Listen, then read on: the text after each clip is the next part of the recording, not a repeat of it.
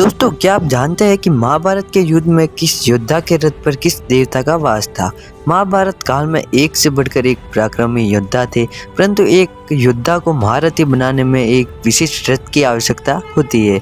आज हम आपको बताने वाले हैं कि सबसे शक्तिशाली रथ कौन सा था और वह रथ किस योद्धा के पास था, और उन रथ को भगवान श्री कृष्ण भी स्थिति नहीं पहुंचा सकते थे। इस वीडियो में आगे बढ़ने से पहले अभी तक आपने हमारे वीडियो को लाइक नहीं किया है तो प्लीज़ इस वीडियो को लाइक करके हमारे चैनल को सब्सक्राइब जरूर करें और कमेंट बॉक्स में जय श्री कृष्णा अवश्य लिखें।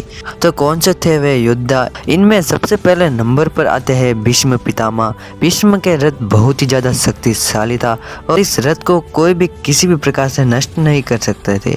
इस रथ में इतनी शक्ति थी कि अगर भीष्म रथ से नीचे नहीं उतरते तो उनकी मृत्यु भी असंभव थी, क्योंकि भीष्म के रथ में 6 प्रकार के अश्व थे। इस रथ की शक्ति आप इसी अनुमान से लगा सकते हैं कि जब ये रथ चलता था तो धरती कांपती थी। भीष्म जी को यह रथ उनके पिता शांतनु जी के वरदान से प्राप्त हुआ था, और जब युद्ध चल रहा था तो भीष्म पितामह ने अकेले ही पांडवों की आधी सेना की दुर्गति कर दी थी। पांडवों ने भीष्म के खिलाफ हाथियों से चक्रव्यूह की रचना की, तब भीष्म पितामह ने बिना किसी अस्त्र शस्त्र को छुए सिर्फ रथ के सहारे ही उन चक्रव्यूह को तोड़ दिया था। अर्जुन भी हैरान हो गए कि इस रचना को कैसे तोड़ा। तब श्री कृष्ण ने कहा था, जितना बल भीष्म पितामह में है उतना ही उनके रथ में भी है। उनके रथ के एक एक घोड़े में 22 हाथियों का बल था। अर्जुन जी कहते हैं कि तब तो हम किसी भी रचना से भीष्म को परास्त नहीं कर सकते। तब श्री कृष्ण जी कहते हैं, चिंता ना करो पार्थ, समय आने पर इन्हें भी परास्त होना पड़ेगा। कि जिनका रथ भीष्म पितामह से भी ज़्यादा शक्तिशाली था, परंतु इनकी मृत्यु का कारण उनका रथ ही बना था। ऐसा महान योद्धा जिसने अर्जुन जैसे शक्तिशाली योद्धा और महादेव से युद्ध करके उसने भी भयभीत कर दिया था, जो बड़े कुल का होते हुए भी नीचा कुल का कहा जाता था। हम बात कर रहे हैं महाशक्तिशाली सूर्य जैसा तेजस्वी दानवीर कर्ण की। महारथी कर्ण को कौन नहीं जानता। उनके धनुर्धर की विद्या की प्रशंसा तो खुद भगवान श्री कृष्ण भी करते थे। उनके पास अमृत से निर्मित कवच और कुंडल था, जिसे कोई भी दिव्यास्त्र भेद नहीं पाता था।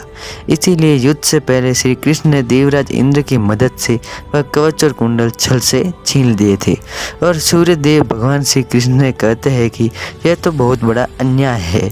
तब भगवान श्री कृष्ण जी कहते हैं कि हर कर्तव्य के पीछे एक उद्देश्य होता है। उसके बाद सूर्य देव ने अपने पुत्र कर्ण को दिव्य रथ प्रदान किया, जो युद्ध के दूसरे पहर तक अत्यंत शक्तिशाली रहता था, परंतु दूसरे पहर के बाद उसकी सारी शक्तियाँ समाप्त हो जाती थी।